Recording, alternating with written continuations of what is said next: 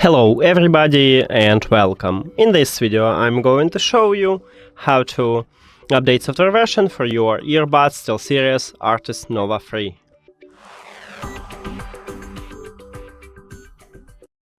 You have to start by open STEELSERIES GG application.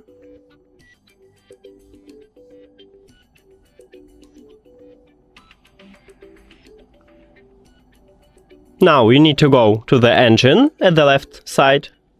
Then right here near to your earbuds we have critical update, and you need to click at this red line. Then click start.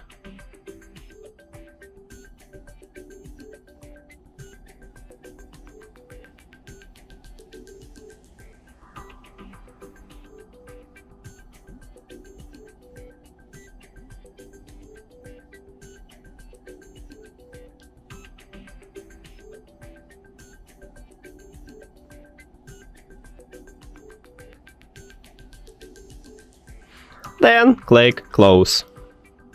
And that's it. Thank you for watching this video. If you found it helpful, please consider subscribing to channel and leave the like on the video. See you later!